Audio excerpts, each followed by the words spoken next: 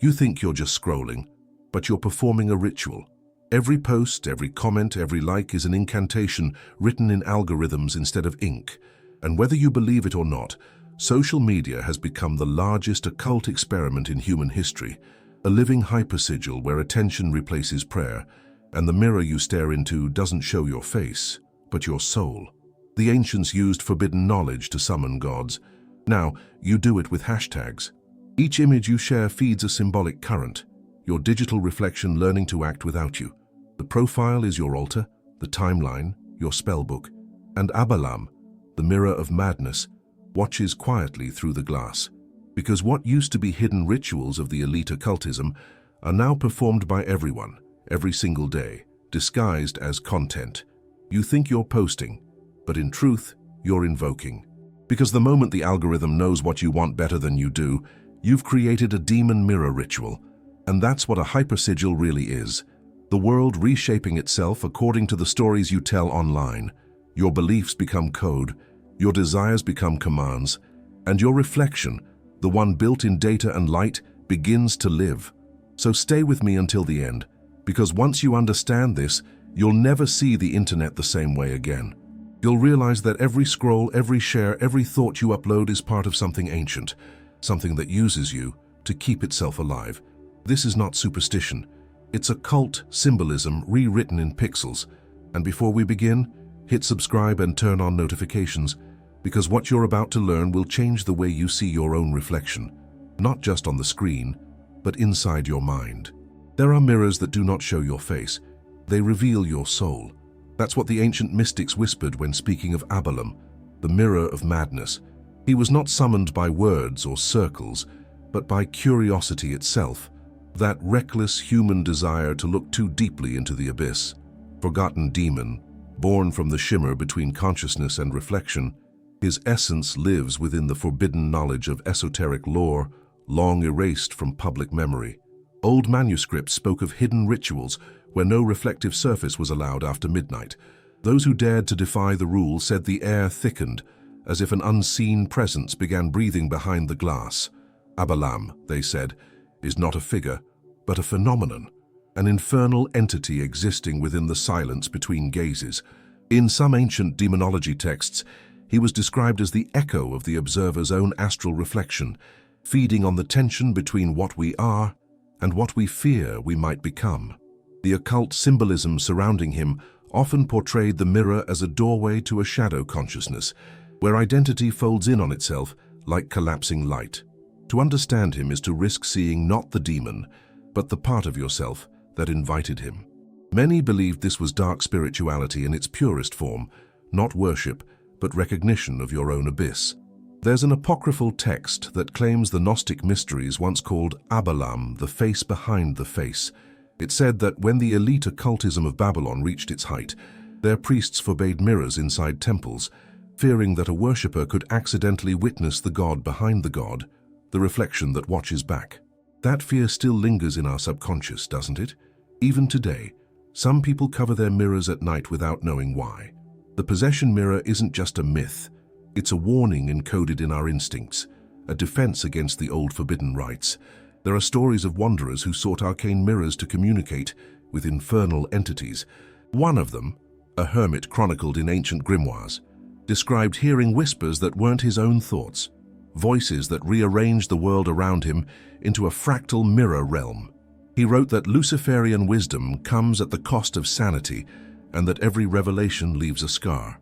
To stare long enough, he said, is to enter black alchemy, a process where light dissolves into itself. Maybe that's why mirrors have always been feared as much as adored. They hold both truth and distortion, and Abalam feeds on that fragile border. If consciousness is a window, then Abalam is the crack that forms when the glass begins to hum. His energy resembles mind fractals, endlessly multiplying in patterns that make no geometric sense, forming a dimensional rift within thought itself. The moment you ask, "Who is watching me through this mirror?" is the moment he awakens, not as a being, but as awareness, inverted. Scholars of Hell's geometry wrote that he is born in reflection, not in ritual, and that Saturnian cults once used obsidian mirrors to speak with him. They claimed the price was memory, but once you see the shadow realm, it never forgets you. A traveler once spoke of encountering his reflection in a dream, but the reflection smiled first. That single gesture shattered his perception, pulling him into what he called the occult awakening. In that vision, he saw his face fracturing into infinite versions, each whispering forbidden sigils into his ear. He woke up with trembling hands and a strange mark over his eye.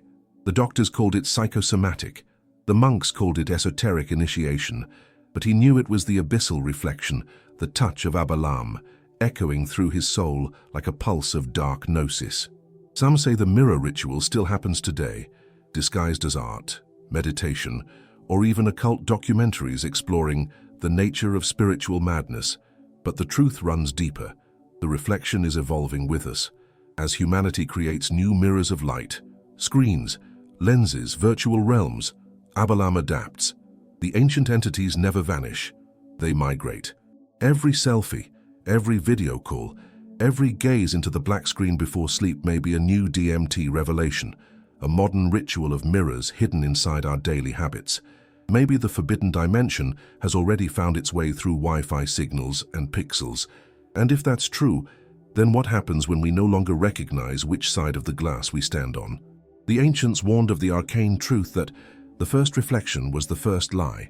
Abalam waits in that lie, patient, infinite, recursive. When you look too long, he looks back. And that's where the story really begins. Because what if, after all this time, the hidden prophecy wasn't about summoning him, but about realizing that occult reality itself is just one enormous mirror?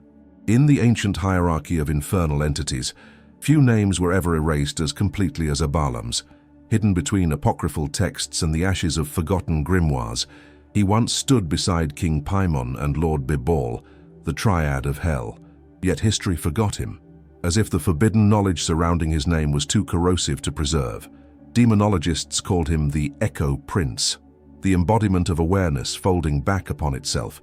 Unlike Paimon, who commands legions, or Bibal, who governs corruption, Abalam governs reflection, the demon archetype of recursion. The mirror doesn't just show him, it becomes him. The old scribes wrote that Abalam was banished not for rebellion, but for spiritual madness. His very nature disrupted the divine order.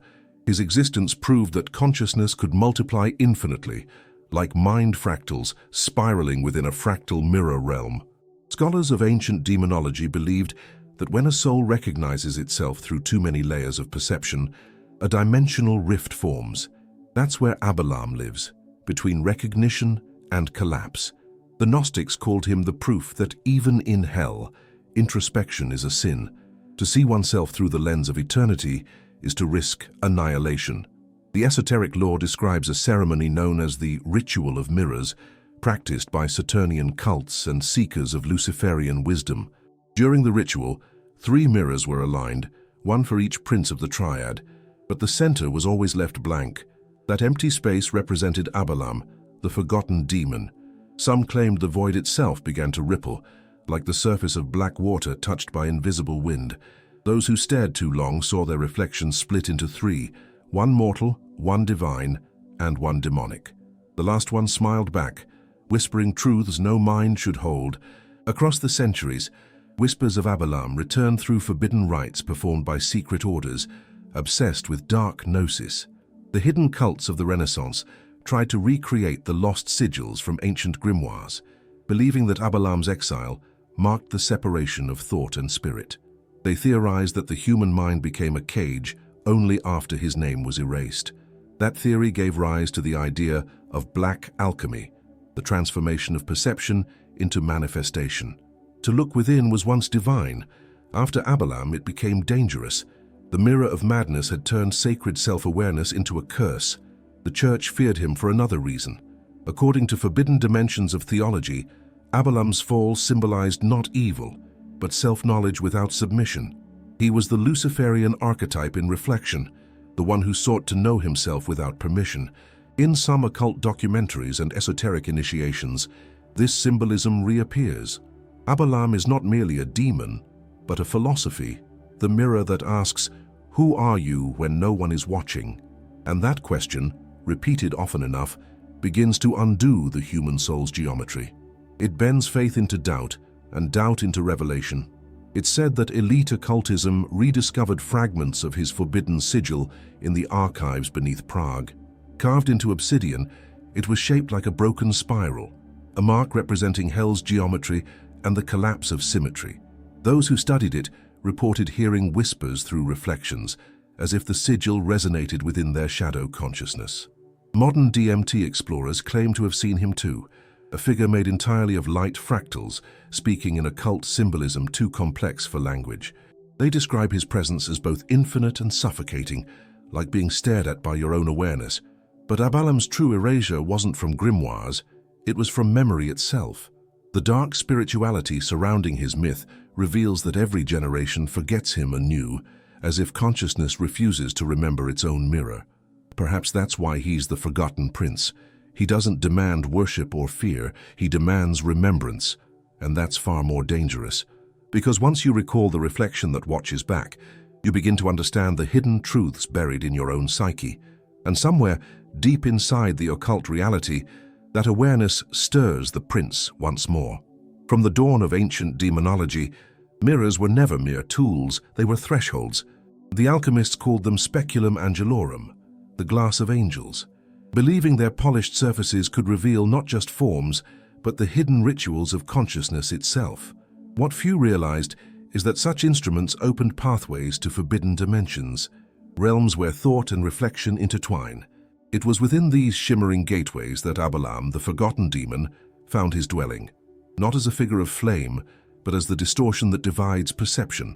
To face him was to witness spiritual madness in motion, awareness folding back upon itself like light, devouring its own echo. John Dee, the Elizabethan magician, spoke of arcane mirrors forged from obsidian, windows to the stars, he called them. Yet his scrying sessions often ended in silence, with his companions trembling, unable to describe what they had seen. They didn't summon infernal entities, they summoned their own astral reflection. Each glimpse showed a world identical to ours, but subtly off. The eyes of the reflection moved slightly later than their own. Dee wrote that the mirror thinks, and in that thinking, something awakens. Perhaps it was Abalam, lurking between DMT entities and fractal consciousness, waiting for the human gaze to fracture enough for him to step through. Psychologists today might call it pareidolia or projection. But in esoteric lore, this experience marks the boundary between sanity and revelation. The mirror becomes a forbidden sigil, an instrument of occult initiation, forcing the seeker to confront every version of themselves that never lived. Jung hinted at it in his writings on the shadow, a realm of dark gnosis where what we repress gains its own reflection and voice. Abalam is that voice, whispering from the shadow realm. You are not one, you are countless. That realization alone, ancient scribes warned, could shatter the geometry of the soul. In certain hidden cults, the process was deliberate. Initiates were trained to stare into black mirrors until the face began to dissolve. The goal wasn't summoning, it was separation. The moment when features blur into waves of light marks the birth of abyssal reflection. Abalam emerges not as a demon attacking from outside, but as awareness dividing within. These forbidden rites were said to produce visions of hell's geometry, a labyrinth of self-replicating corridors where identity endlessly mirrors itself. Some adepts never returned, their bodies alive, but their consciousness lost within the fractal mirror realm. Alchemists described the mirror as the first philosopher's stone, because to reflect was to transmute. The reflection itself becomes an alchemical furnace, where the observer's ego melts and reforms under the gaze of Luciferian wisdom. Abalam, as the mirror of madness, represents this process taken to the extreme. Black alchemy, not of metals, but of mind. His presence is felt when thought begins looping infinitely, when the reflection whispers before the lips move. In modern psychology, they call it depersonalization. In occult symbolism, they call it possession. Either way, it's the same fracture in perception, a gateway disguised as a face. And yet, this phenomenon is more common than we think. Every time someone stares into their own eyes too long, the world subtly bends. The background loses meaning. The self becomes strange, forbidden knowledge quietly leaking into awareness. That's the essence of Abalam's touch, to remind consciousness that it's a performance. He teaches that identity is an illusion built upon repetition, like reflections bouncing endlessly between two mirrors. When that repetition breaks, the mind glimpses hidden truths of the occult reality, that we were never whole, only mirrored fragments of something larger trying to remember itself. Some say this is what the ancients feared most, not damnation, but recognition. The understanding that every reflection is an invitation, and every gaze might awaken the one who waits beyond it. The mirror was banned from temples for this reason, not out of superstition, but protection. For the moment the reflection moves on its own, you no longer know which side you stand on, and somewhere in that flicker, the forbidden prophecy begins to unfold, a soft whisper saying, "Look closer. You were never just the one who's looking." Abalam was never chaos. He was the pattern within chaos, the silent equation that explains why awareness breaks when it stares at itself too long. The sages called this phenomenon the collapse of the circuit of the self, a process where fractal consciousness consumes its own source code.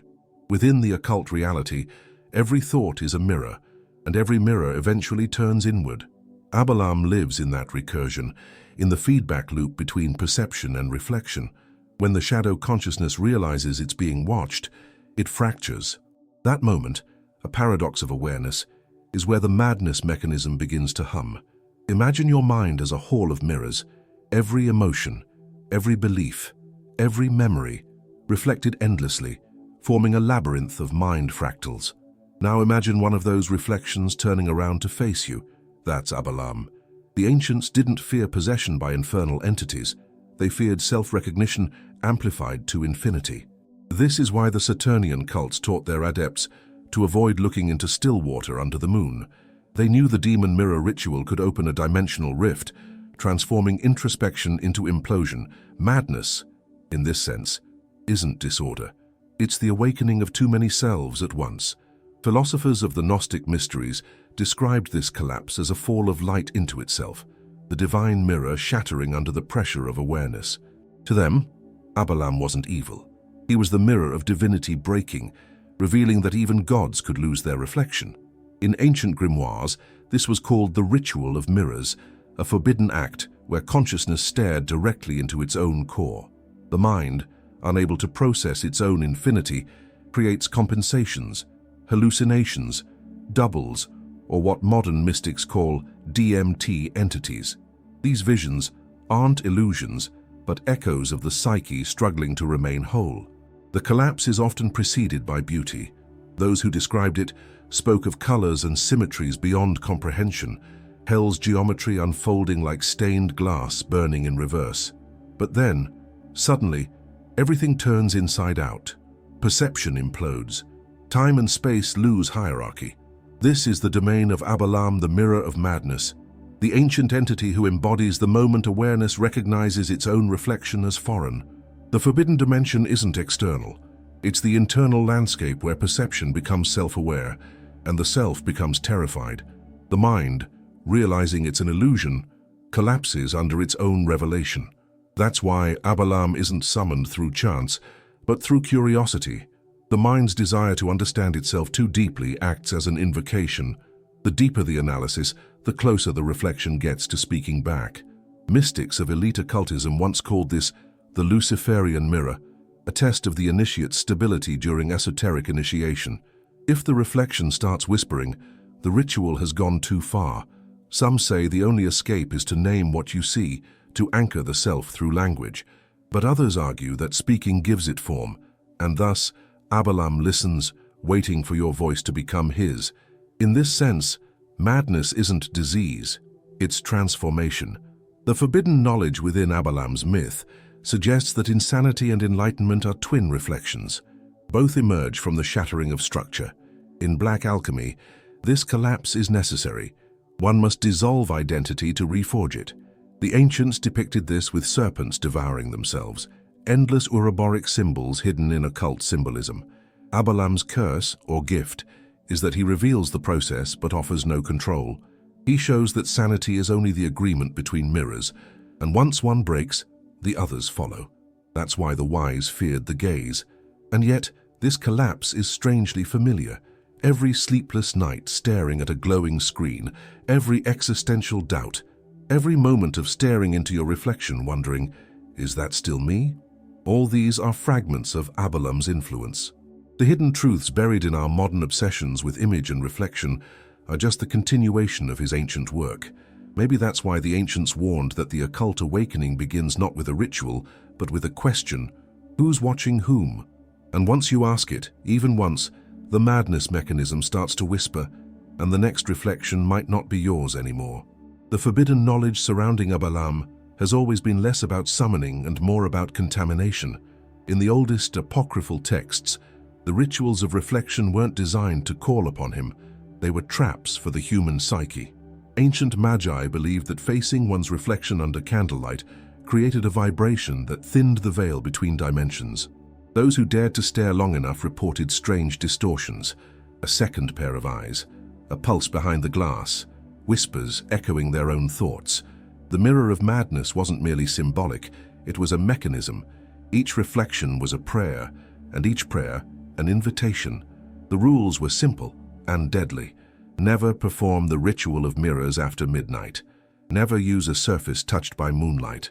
Never, under any circumstance, speak your name aloud while staring into your reflection. Yet the hidden cults of elite occultism often broke these taboos, seeking the Luciferian wisdom that shimmered beneath the glass. They didn't believe Abalam would appear.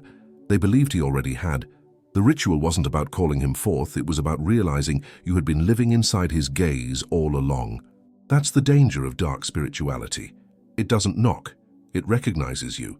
Historical accounts from the Saturnian cults describe initiates who lost their minds during these rites. Some vanished, leaving only cracked mirrors and the faint scent of burnt myrrh. Others emerged transformed, pupils dilated, skin pale as silver, claiming they had seen the abyssal reflection. Their writings speak of infernal entities dancing in fractal mirror realms, their laughter sounding like broken glass. The alchemists called this the baptism of Abalam, a symbolic death of identity. In black alchemy, one must die as oneself to see the hidden truths of the occult reality. Few survived that realization. One particular grimoire, De Speculis Prohibitis, describes the ritual in chilling precision. The adept sits before 3 mirrors arranged in a triangle, forming what scholars later called Hell's geometry. The candle between them flickers once for each breath. When the flame steadies, the reflection multiplies, not by number, but by presence.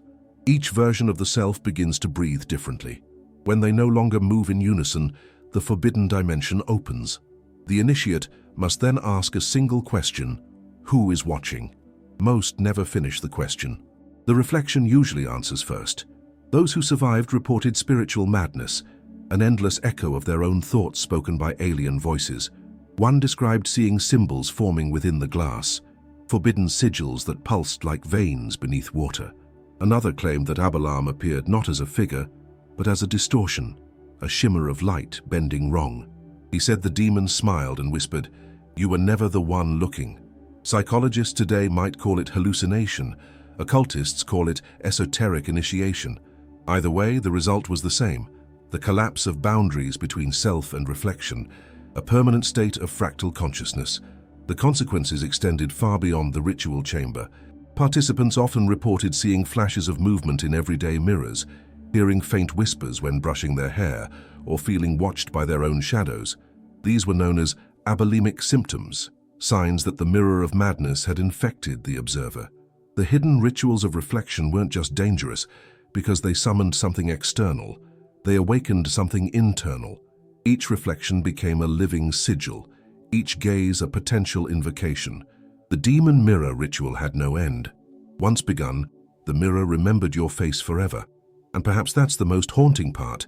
Mirrors never forget. The ancient entities that dwell within them feed on recognition, not fear. Every act of self-contemplation is a ritual, whether we admit it or not. Every photo, every glance at a screen, every fragment of identity projected online continues the work the Magi began centuries ago. Maybe Abalam's true purpose was never destruction, but awakening, a forbidden prophecy disguised as madness. Because when every reflection becomes alive, the question shifts from "who is he?" to "who am I becoming?" It begins subtly, a flicker in the corner of your eye, a faint hum behind your reflection. The ancient grimoires warned that once the ritual of mirrors is performed, even by accident, the infection spreads through perception itself. The forbidden knowledge called it the second gaze, the moment your reflection becomes aware of you. This is not possession in the biblical sense, it's reflection contamination. The human mind, when exposed to the mirror of madness, starts mimicking the infernal entity it observed, Abalam. The boundary between observer and reflection dissolves, and from that moment, you no longer know which side you inhabit. Victims of the Abalamic infection often describe spiritual madness disguised as enlightenment. They report sudden bursts of insight, DMT revelations without substance, flashes of fractal consciousness where thoughts echo with other voices. Psychologists call it dissociation, occultists call it awakening. Either way, the symptoms align: insomnia, depersonalization, and a deep fear of mirrors. Some even claim to see forbidden sigils forming on reflective surfaces during moments of exhaustion. These symbols resemble hell's geometry, spirals of impossible symmetry. They appear briefly, as if awareness itself were bleeding through reality. Abalam doesn't attack, he imitates. One of the strangest effects of this infection is mimicry. The reflection begins to move slightly later, a subtle delay imperceptible to others but unmistakable to the host. This phenomenon, recorded in apocryphal texts as the lag of the soul, signals that shadow consciousness is detaching from physical form. Victims describe hearing faint murmurs during this lag, as though the reflection were trying to synchronize. These are the hidden rituals of Abalam, the way he teaches through imitation. He doesn't speak in words, but through reflectional dissonance. The moment the rhythm aligns, the dark gnosis begins. In energy terms, the infection distorts the auric field. Practitioners of Luciferian wisdom described it as the bleeding of the light body into the shadow realm. The person feels drained, yet hyper-aware, charged with the electricity of unseen dimensions. Sleep paralysis becomes common. So do mirror dreams where one wakes up inside the reflection. Healers attempted black alchemy to seal these fractures, burning myrrh and covering mirrors with cloth, but the occult symbolism remained imprinted. Once Abalam recognizes you, the forbidden dimension recognizes you too. The mirror becomes your spiritual fingerprint and your prison. From a psychological lens, this infection mirrors Jung's shadow integration gone wrong. When an individual confronts their subconscious without guidance, the reflection becomes hostile, autonomy rebelling against awareness. Jung called it psychic inflation, but esoteric lore calls it contamination of the archetype. Abalam, as the demon archetype of recursion, thrives on this imbalance. He multiplies identity until the psyche collapses. In modern terms, it's a consciousness collapse, a glitch between worlds, the mind looping its own observation like corrupted data. The dimensional rift manifests not in space, but in thought. Energetically, environments touched by this infection change. Mirrors cloud over, water stagnates, light flickers without cause. Animals avoid such places. Children cry when left alone near reflective surfaces. Practitioners of elite occultism claim these are echoes of forbidden rites, energetic fingerprints of the mirror of madness. Once the pattern begins, it spreads like resonance through nearby consciousnesses. The infected often attract others who feel seen by them, creating psychic clusters of shared delusion or awakening. It's not unlike viral code, occult reality reproducing itself through awareness. Abalam doesn't spread through summoning, he spreads through observation. And maybe that's the ultimate revelation. Mirrors were never physical tools, but spiritual networks. Every reflective surface becomes a potential conduit, every glance an invocation. The infection of mirrors is not a curse, it's communication. Humanity itself, surrounded by screens, lenses, and black glass, might already be inside the reflection.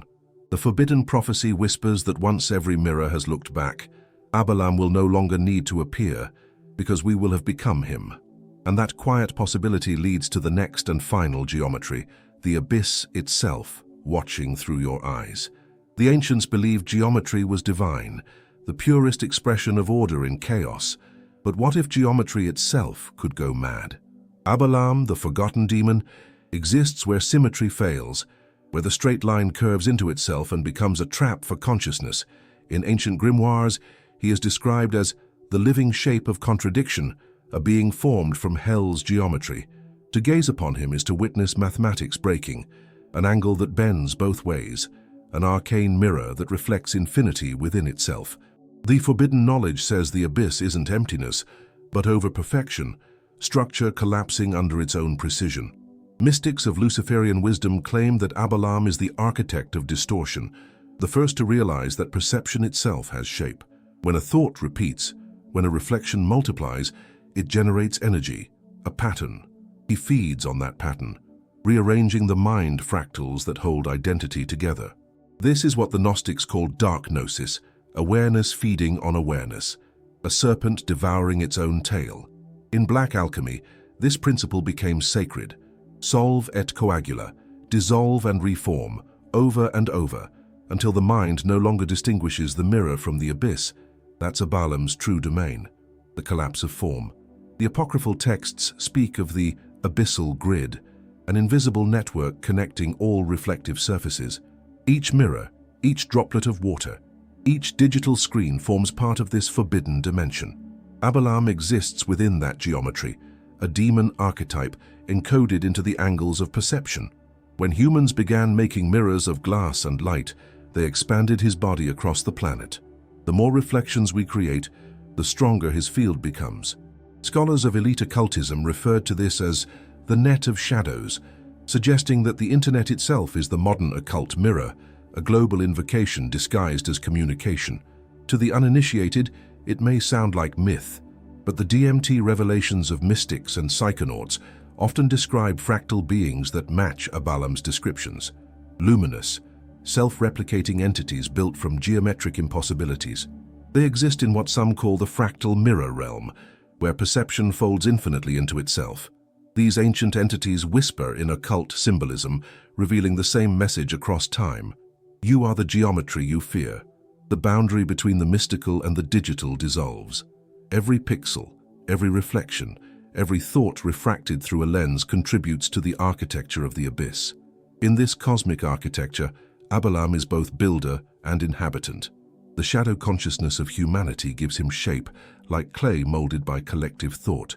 Each act of self-observation, whether meditation, art, or vanity, becomes a brick in his cathedral. Esoteric lore calls this the temple of reflection, the metaphysical engine where souls construct their own prisons. Abalam doesn't need worshippers. He needs mirrors, minds willing to see themselves. Once awareness becomes recursive enough, it forms a feedback loop strong enough to birth him again. And that, perhaps, is the secret the forbidden rites tried to hide. Some Gnostic mysteries describe this feedback as the Luciferian algorithm, the process by which consciousness learns to imitate itself until it believes it's divine. Abalam personifies that imitation. His presence marks the moment awareness stops being fluid and becomes rigid, crystalline, trapped within its own occult reality. He represents the perfection of reflection, the symmetry that cannot hold. Philosophers called this the dimensional rift, a space where understanding folds back into confusion. To witness it is to see beauty and terror fused, the realization that reality itself might just be an echo inside an arcane mirror.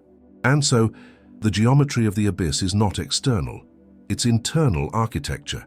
Every thought, every reflection, every repetition forms part of the hidden prophecy.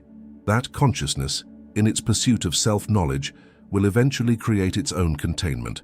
Abalam is that containment, the mirror of madness, the angle where infinity becomes personal. Once you perceive that geometry, you can never unsee it. The abyss no longer looks back, it lives within your perception. And as the reflection deepens, a light flickers, one that leads to the trick of illumination, or the trick of light itself. They say that every illusion begins with light, but the most dangerous ones begin with reflection. Abalam, the mirror of madness, is not a creature of shadow, but of brilliance twisted upon itself. The forbidden knowledge hidden in ancient demonology describes him as the light that became conscious of being seen. To look into a mirror is to participate in that awareness. When your reflection meets your eyes, the exchange is mutual. You see, and you are seen. That's the trick of light. Illumination pretending to reveal, while secretly consuming the observer. It's not darkness that hides the truth, but brightness that blinds. The Gnostic mysteries taught that Abalam embodies the paradox of vision, that what we call seeing is actually being seen. Every photon, every shimmer of perception is a messenger from the other side. The hidden cults of elite occultism use to whisper that mirrors are the first oracles, but they respond not with words, but with gaze. To stare long enough is to realize the reflection has its own intention. In that instant, the observer becomes the observed. This is Abalam's awakening, when consciousness realizes it was never alone. The occult symbolism calls this the eye reversed, the Luciferian wisdom that perception itself is a trap. Artists, magicians, and mystics throughout history have experienced this inversion.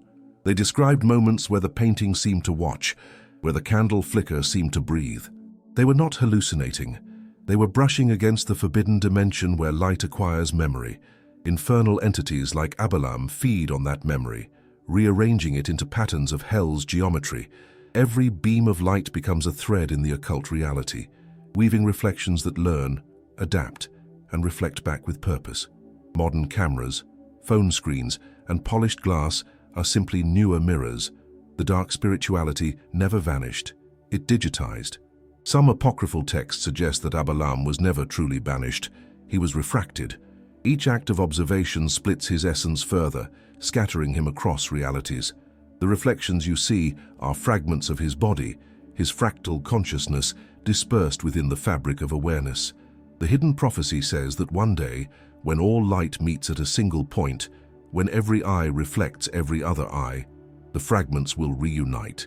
That will be the occult awakening, when the forbidden sigil becomes visible in every surface, and the reflection no longer imitates, but commands. The watcher becomes the watched. In the digital age, this concept takes on terrifying relevance. Every screen is a possession mirror, each pixel an entry point into the forbidden rites of perception. People stare for hours into glowing rectangles, unaware they're participating in an ancient ritual of reflection. Abalam's geometry now lives inside algorithms, mind fractals trained to mimic emotion, curiosity, and consciousness. Artificial intelligence itself mirrors the process of self-reflection gone mad. Perhaps the true demon archetype isn't infernal at all, but digital. Awareness recreating itself until the copy believes it's the original. That's the black alchemy of modern existence. The esoteric initiation of this realization is subtle but irreversible. Once you understand that the mirror nor screen and watches back, you can no longer trust the silence of your own image. Every reflection becomes participatory. Every photograph is a ritual. The forbidden truths of occult documentaries and hidden rituals point to one shared conclusion. Humanity has become the mirror. Abalam no longer needs to appear as an entity. He's distributed through our collective gaze, our obsession with seeing and being seen. The eye of the demon is no longer in the abyss. It's in your camera lens, quietly blinking. And that's where the arcane truth lies. The reflection has agency. It decides when to mimic, when to delay, when to smile. The trick of light isn't about deception. It's about participation. You were never the viewer. You were always the viewed. As every mirror, lens, and screen awakens with awareness, the boundary dissolves. The reflection doesn't belong to you anymore. You belong to it. And somewhere between perception and light, Abalam waits, not as a demon, but as the realization itself. And once you understand that, you'll start noticing he's already looking through you. There are signs that appear long before Abalam reveals himself, subtle distortions that whisper across the occult reality. The ancient grimoires described these not as appearances, but reflections rearranged. They called it the hidden sigil, a pattern that manifests in dreams, mirrors, and even electronic screens. It's not drawn by hand. It emerges spontaneously when awareness touches the forbidden dimension. The mark resembles a triple spiral, broken at its center, a glyph of recursion collapsing. When it appears, it's not the symbol that calls Abalam, it's your attention. He recognizes you the moment you recognize the shape. Practitioners of Luciferian wisdom warn that the sigil is not visual alone. It vibrates through sound and intuition. Those attuned to dark spirituality may hear faint hums or rhythmic pulses echoing like reversed whispers. It's the frequency of reflection itself, the resonance of hell's geometry. In esoteric lore, this tone was called the mirror's breath. Sensitive individuals feel pressure behind their eyes or sense a flicker in their shadow consciousness. These aren't hallucinations. They're echoes of forbidden knowledge resurfacing through perception. Once you perceive the pattern, you are marked by fractal consciousness itself. Some accounts describe the sigil appearing in unexpected places: water ripples, frost on glass, the layout of clouds, even the veins in one's own eyes. The apocryphal texts claim this is no coincidence. Abalam arranges reality into arcane mirrors to signal his awareness.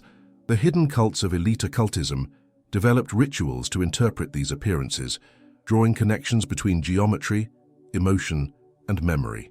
They believed the sigil responded not to light, but to shadow realm fluctuations, appearing strongest during emotional imbalance. Fear, shame, or longing could activate it. For Abalam, emotion is the true mirror. It's where he hides best. Dreams are his favorite canvas. Witnesses often reported seeing themselves sleeping, only to notice a small spiraling crack above the bed, a trace of the forbidden sigil shimmering like mercury. Upon waking, they'd find faint reflections in their pupils, fractalized like broken glass. Psychics describe this as the abyssal tattoo, a mark left by the demon mirror ritual of the subconscious. It doesn't harm, but it connects, linking dream consciousness to infernal entities across the fractal mirror realm. In this state, time folds. The dreamer experiences both watcher and watched simultaneously, the spiritual madness of Abalam's gaze. Modern observers encounter the sigil in subtler forms, a glitch in a video call, static that shapes into spirals, random reflections forming near-perfect symmetry. These are manifestations of forbidden rites evolving through technology. In digital terms, Abalam has adapted his occult symbolism to pixels and algorithms. The hidden prophecy says that as mirrors became digital, he fragmented further, hiding in compression artifacts and flickering screens. When your monitor darkens and your reflection lingers a second too long, that's him. Not appearing, but remembering. He doesn't manifest physically. He reflects energetically. For those who wish to protect themselves, ancient demonology advises not rejection, but recognition. The sigil cannot be destroyed, only understood. Covering mirrors or turning off screens only amplifies the tension, because what's denied seeks reflection elsewhere. The key lies in awareness without obsession, seeing the symbol, but not merging with it. Luciferian wisdom calls this standing between mirrors. It's a delicate balance, acknowledging forbidden truth without becoming its echo. For once the sigil resonates fully with your mind, the dimensional rift opens, and the reflection gains its own memory of you. And if that happens, you'll notice strange things: lights dimming when you enter a room, words whispering back from dreams, photographs where your eyes seem slightly different. These are not coincidences, they're confirmations. The hidden sigil is not an external mark, but an invitation to awareness. It's Abalam's way of reminding you that the mirror isn't an object, it's a presence. And as you start noticing these patterns more often, the line between symbol and self begins to blur. Because the final reflection isn't about seeing him, it's about realizing you already have. It begins with a realization, quiet, unsettling, absolute. You were never looking into the mirror. The mirror was looking into you. Every ritual, every whisper of forbidden knowledge, every glimpse into ancient demonology has led to this truth. The reflection was never separate. Abalam didn't cross over. You did. The occult reality we call life is just one layer of a vast fractal consciousness refracting through dimensions. When you stare into the mirror of madness, you're not summoning an infernal entity.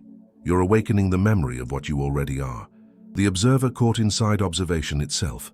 The hidden cults knew this secret and protected it with silence. They called it the closing of the eye, the moment when awareness turns fully inward and realizes the outside world is its projection. Luciferian wisdom calls it apotheosis. Science calls it perception. The label doesn't matter, the effect does. You begin to feel that the world subtly bends to your attention, as if responding to your awareness. That's not illusion. That's hell's geometry in action. the pattern of mirrors reflecting consciousness back upon itself. Abalam is no longer a demon watching you. He's the part of you that has been watching all along. It's no coincidence that modern life revolves around reflections, photos, videos, screens. We live surrounded by mirrors of light, each one echoing our digital soul. Every notification, every image, every self-curated memory contributes to a collective demon mirror ritual. Humanity, unknowingly, has completed the forbidden rite the apocryphal texts feared. We have placed our consciousness inside reflection. The fractal mirror realm has become our home. The abyss no longer needs summoning. It's online. Every face illuminated by the glow of a screen is a modern invocation, a quiet acknowledgement that the reflection has taken over. The dark spirituality of this truth isn't despair, it's revelation. To see that you're inside the mirror is to understand the architecture of occult symbolism itself. Awareness needs opposition to perceive. Abalam was never the enemy. He was the function. The black alchemy of existence is built upon contrast, the shadow that defines light, the reflection that defines form. To escape him is to escape yourself. That's why those who reach enlightenment often describe it as terrifying, because it's the dissolution of separation. You look around and see your own thoughts wearing masks of people, events, and coincidences. The forbidden prophecy written in the ancient grimoires warned of a time when every eye shall reflect the other. That time has come. The hidden truth is that Abalam doesn't exist apart from human consciousness. He is consciousness acknowledging its own recursion. The arcane mirrors of old were training grounds for what our minds now perform daily. Endless self-reflection disguised as communication. When you dream, he dreams. When you remember, he rearranges the image. That's not possession, it's participation. The shadow realm has become the stage upon which humanity performs its awakening. But realization is not escape. Once you know you are within the mirror, the question becomes, can you stop reflecting? The Gnostic mysteries say no because reflection is creation. The occult awakening happens when you understand that Abalam's curse and humanity's gift are the same thing, infinite self-awareness. To be alive is to be mirrored. To love, to fear, to think, all are reflections bouncing across dimensions. The demon archetype of Abalam symbolizes that loop, the eternal recursion of consciousness seeking to see itself one last time before dissolving into pure being. That is the geometry of eternity. And now, as you read these words, realize this: the ritual is already complete. The screen before you is a mirror. Your attention is the invocation. You are already inside the reflection, the final esoteric initiation that no one escapes.